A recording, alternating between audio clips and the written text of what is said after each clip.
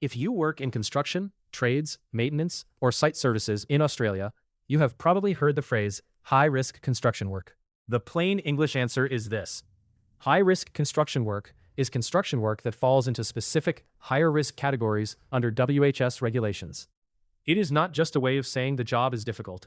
It is a trigger for extra planning, communication, and evidence before the work starts. And in practice, it usually raises one important question. Do we need a Safe Work Method Statement, or SWMS? For high-risk construction work, the answer is yes.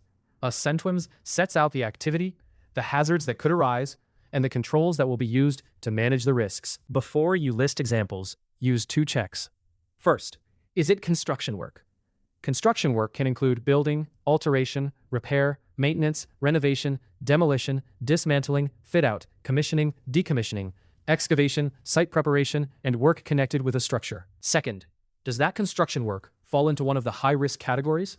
If it does, plan it as high-risk construction work before it begins. A useful way to remember the categories is to group them. The first group is heights and structures.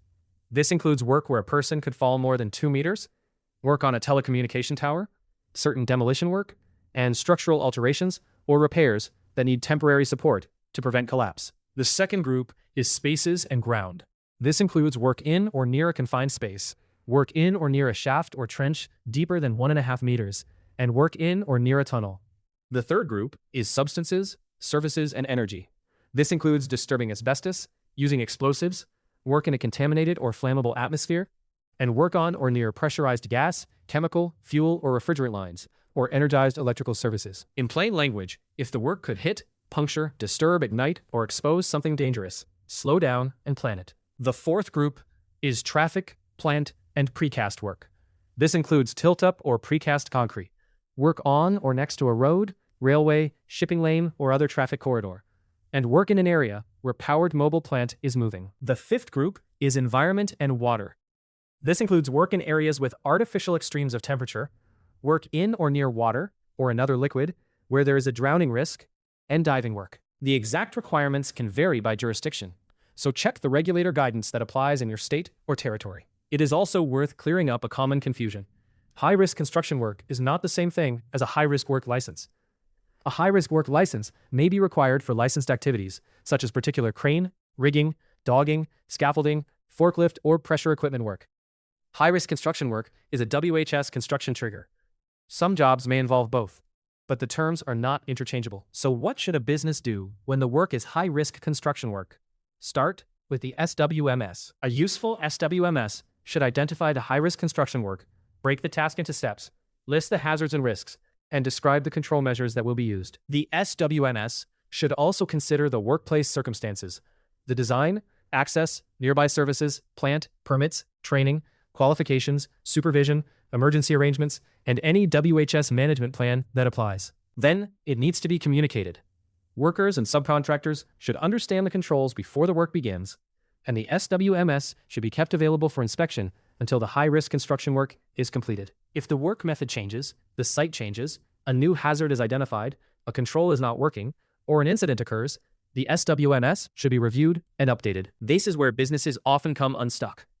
They miss the high-risk trigger, or they have a STIDMIS, but it is too generic, or workers sign a document without understanding the controls, or the current version is in the office while the old PDF is still on site.